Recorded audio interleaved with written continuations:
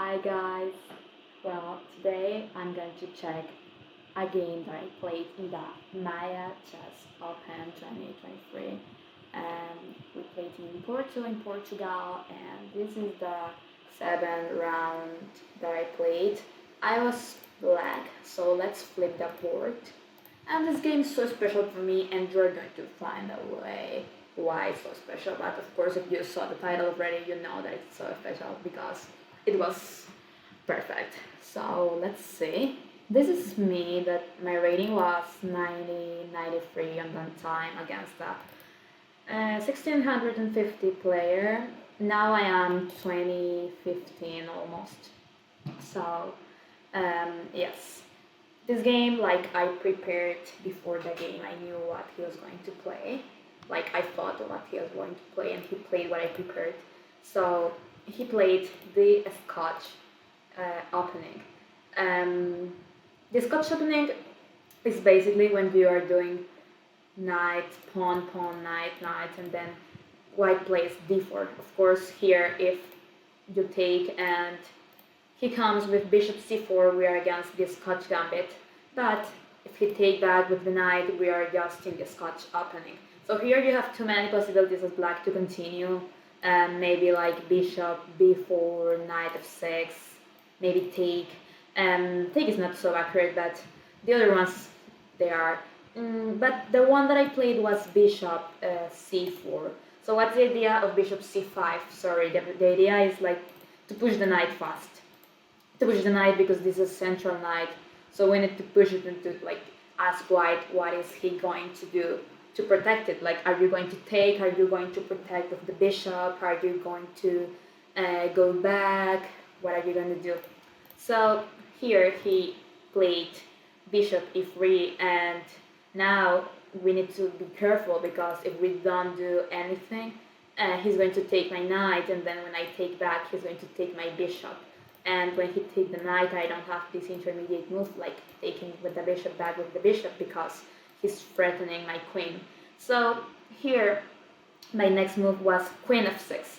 So queen f6 is basically saving this threat between the bishop and the knight because the queen is not anymore on d8. So when the knight takes the knight, the queen is not attacked. So I can simply take the bishop first. So the knight is still threat, and when he take back, he has double pawns now. So let's see what would happen like this. And when I take this, he has double pawns, the king's in the center. I am pushing b2, so I have a really nice position. So here against queen f6, he came with c3. And now I continued the game with knight e7. It's a pretty normal move, like I am just developing my knight because I need to castle, and my knight cannot come to f6 as it would do it like in other defenses. So knight e7, and knight e7 is also planning d5 actually in the next move. He came with g3 and I played d5. He protected the e4 pawn that was threat, and here is a crucial moment of this line because when I was preparing with my coach, I remember that I struggled a lot trying to remember where do I have to take first. Like in this position, do I have to take first here or do I have to take first here? Because I have to take both, but I need to remember which one to take first. The correct answer is to take first the knight. And we take first the knight, so when he takes back, now we are ready to take the pawn. And the whole idea of this defense has just came up. Like the idea is to let this pawn isolated for white. So we are playing against an isolated pawn, against, as we said in the beginning, the Scotch opening. After this, he could take directly with the bishop, but that wouldn't be so good for him because I can just fastly trade bishops, and the white squares are so weak for his castling. So the right way to continue for white is to take this in 2 times, so he can move the knight. Why he can do this in this position? Why he can like have the chance to say, okay, I'm not going to take now, I'm going to wait one more move and I'm going to develop my knight, because I don't have any possible way to protect my pawn in this moment. So he can just take this liberty to move the knight and then push the pawn and then to take it in the next move. So I just have to castle because there is no way for me to protect that pawn. If you think about it for a few seconds, there is no way to protect it.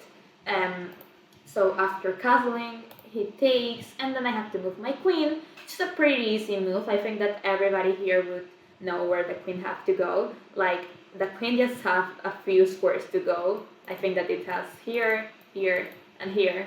So these squares, the blue ones, are actually kind of bad because they are blocking the bishop to come out later. So g6 comes up like our final decision. So queen g6, also kind of pushing the knight, but the knight is protected. But just to be aggressive in the position, so we push the knight, he castling, and we finish the development. So we need to develop the bishop, is the last piece that we need to move, and we move the bishop to e6.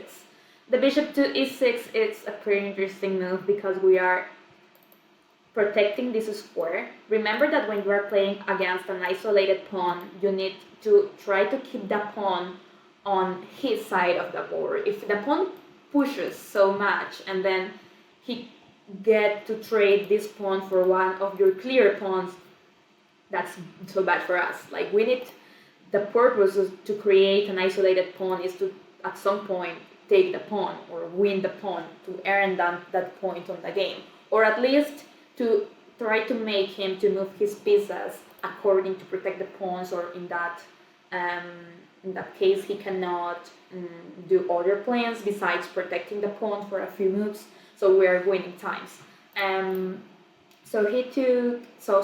played bishop e6, and now here he has so many different options. Well, not so many, but the things that I prepared here was knight c3, knight c5, and rook c1. Let's see what happened if he would do the other ones, like not what he did. He played here knight c3, but let's think about, for example, knight c5. That seems kind of annoying because it's pushing the bishop, the light squares bishop, that is actually the bishop that I need to face his light squares bishop. So if he do knight c5, he's pushing the bishop and he's pushing the pawn. But remember that to protect a piece, you have three different ways. Like, you can move the piece, you can protect it with other piece, and you can protect it on a tactical way. So here, this is what are we gonna do.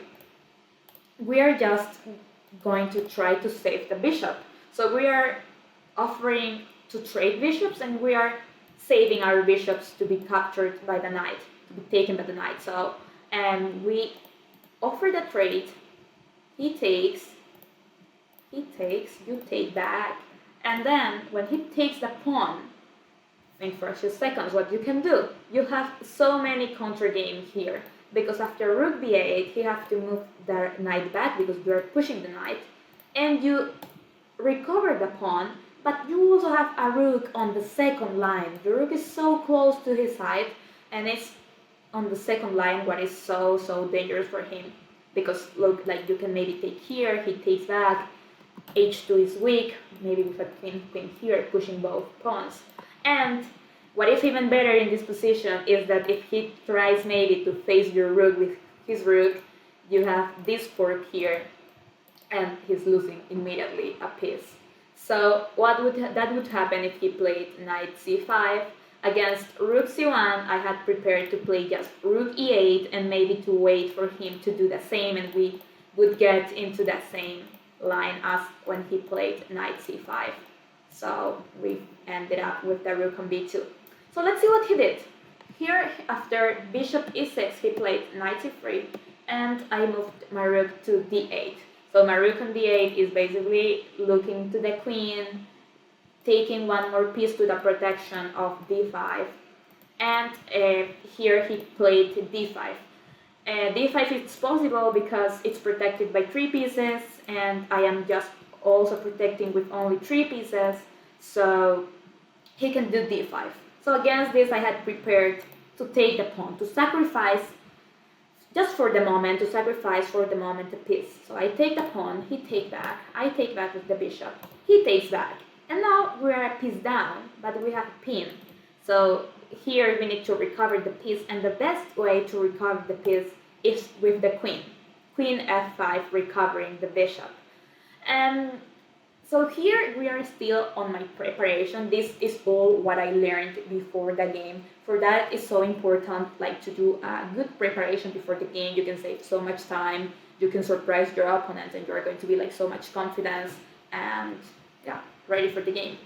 So maybe here think that I had maybe 1 hour and 20 minutes, and he has like 50 minutes because he needed to think so much more. Like, he was here totally out of fury. It is also good because I knew that he was going to play this line, but he didn't know that I was going to play what I played because I didn't have games playing this as black. I just knew what he was going to play because he has got one game playing the fianchetto and then sort of kind of the same, of course not the same line, but I assumed what he was going to do, and for that I also prepared so many lines because of course I didn't know what he was going to play at some point of the game. And so here, as we were out of fury, he needed to do here to keep his position something like bishop f7. So bishop f7, and we can take back maybe with the rook. And then I was planning to play against the light squares, maybe with the knight. And as he's a lower rated player, I thought that this was a good idea for me. My coach and I thought it because it's going to be a very aggressive position for me, and he was like going to play to defense, but here he blundered, like not a huge blunder, but he made a mistake, and here he played queen b3. So he was going for material, like here he's pushing the pawn, and he's also out of the pin. So we are forced to take the bishop, because if we don't take the bishop, he's just going to move the bishop back and we are a piece down. Here I thought a little bit, like I thought like 5 or 10 minutes, because I have 2 options to take the bishop. And I really wanted to do the correct one because I knew that this wasn't what I studied, and I knew that this was a mistake. So I will let you think a few minutes, a few seconds. What would you do in this position? Like, would you take the piece with the rook, or would you take the piece with the queen? What would you do? So I took the piece with the queen, but I'm going to tell you why. I thought to take with the rook, and of course if he takes the pawn, I couldn't move my knight here because the queen is looking to my rook, so my rook was hanging. So after rook here, when he takes the pawn, I am actually threatening nothing in the whole position. So that was basically, like, shortly what I thought in the moment. My thoughts were so much longer, but that is like an abstract of what I thought. So I took with the queen. What were my thoughts? Of course, here I had like all calculated since this moment, because I am about to lose a couple of pawns, and that's not funny if you don't have something prepared to play against. So I took with the queen. What I thought that this diagonal is going to be decisive for me. It's going to be so strong. I just need to be so accurate about how to take advantage of that diagonal. And of course, here I really thought that he was going to take my queen. Because if not that, as I said, and as like the game was, the diagonal was so strong and literally killed him. But I was planning to play this endgame that is, of course, good for black. I am a pawn up, but it's an endgame, and it's going to be very long to win. But here he went for the pawn. So maybe he thought that, okay, I recover my pawn, I have a better structure because I have like kind of 2 weak pawns here, the blue ones on a7 and c7, and he has a clear structure here and also here. But what was the problem? What was my calculation? What was my analysis here? That I was playing rook b8 immediately after queen b7. And what is rook b8 doing? It's not only kicking the queen out of here, it's kicking the queen out of this diagonal. So that is letting me to move my knight, because if I move my knight here, of course he's going to trade, and when without queens this is like equal. It can be also worse for me because I am losing, I think, a pawn.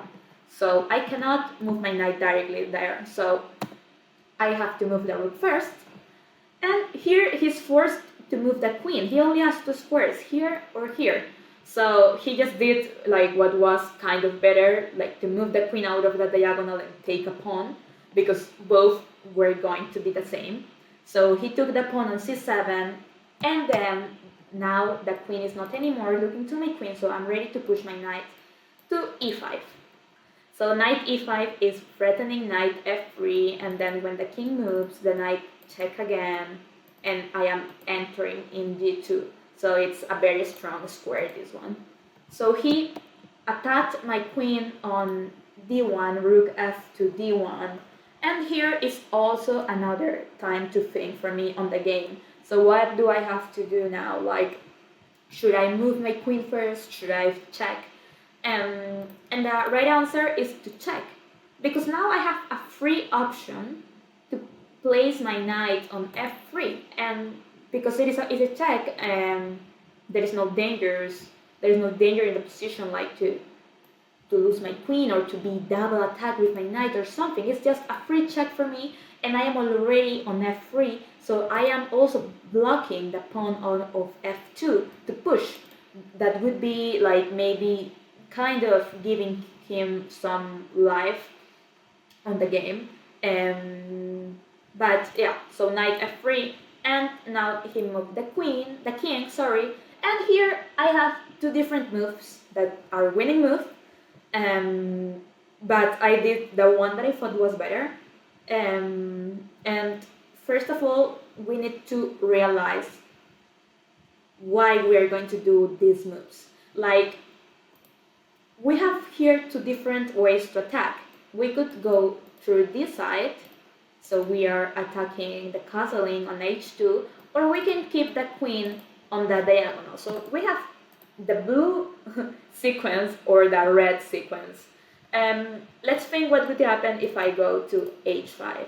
If I go to h5, I thought that the correct answer for him would be maybe just to push the pawn, and when I try to enter here, he can just come with queen d7, and he protected everything at all in the position. He's a pawn up, and yeah, it's dangerous. Also, before this, I also thought about him moving the king to g2, so I cannot take here because he takes the knight, and I cannot take here because he pinned me, so it's so bad for me. So these two moves like made me to dismiss the possibility to move the queen to h5, what looks like so good, but you always have to think about your opponent's defense. And here he had a very good defense that was also giving him a slightly advantage. So I decided to keep my queen in the diagonal, and I did it by queen e4. What were my thoughts? Like, after queen e4, of course he's going to try to trade queens. So after this offer of trading, I cannot do a discover check because he's just going to take my queen and I am going to lose it. So I need to move my queen back. So my plan was to do first queen e4, so the queen on c7 is not anymore pushing a7, and then I'm going back to a8, so as the queen is not anymore pushing a7, the queen cannot take a7 and offer me another trade. If I would play maybe directly queen a8, he would take here, but of course I have the same sequence but in a reverse order. That would be the same, but I decided to do the other. I don't know, I just liked it more in the moment. So I played there, I moved my queen back, and he played king g2. Now it's time to think about another two options, knight h4 or knight e1, and the best was knight e1, because when we played knight h4, we are still winning, but after this and check, we are losing our knight. So we can actually have the same advantage and of course increase it with this discover check, and he is not able to take the knight with the king. Okay, here if he would want to play kind of longer, he would need to do this, but against this move, I'm going to give you a few seconds to think. You can stop the video. Against this move, we have kind of a winning move, or the best move, that would be rook b2. Rook b2 is literally avoiding him to take the knight, because if he takes the knight, we have a mate in here, and if he takes the knight with a rook, we have the same mate on a1, h1, sorry. So he didn't play that. I thought that he maybe saw it and he was afraid of it, so he tried to escape on h3, and here we have mate in 14, but I made it, I think, in 6 moves. He let me to do it faster, but I really wanted to do the fastest way as I could, and I kind of did it. So against king h3, I played queen g2, of course, king h4, we take the pawn on h2. Now the knight here is also so convenient because the knight is protecting f3, so the king cannot escape from there. So king h4, g4, and the king, as I said, isn't like able to escape on f3. So then I thought a little bit in this moment, like, to try to check if there were an easier way to do the mate, but I realized that with this move I am forcing him to sacrifice the queen, because if he moves the king, I have a mate in here. So he sacrificed the queen, but when he sacrificed the queen, he has a very, very difficult situation for the king, as my pieces are protecting all these squares. So I already saw, when I pushed my pawn to f5, the correct line to do a mate.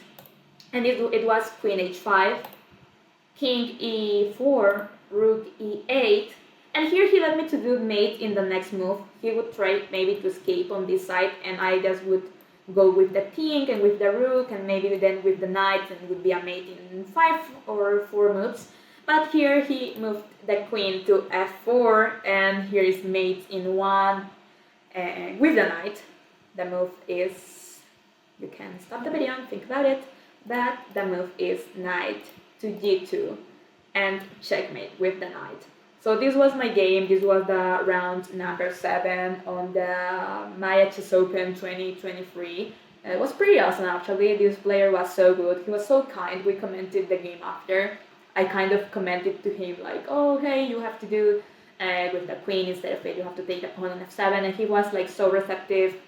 He shook hands to me. He congratulated me. So he was a good player, a very, very, very good player. And I think that literally this game is not showing his real level, because he was kind of out of fury and he didn't know what to do.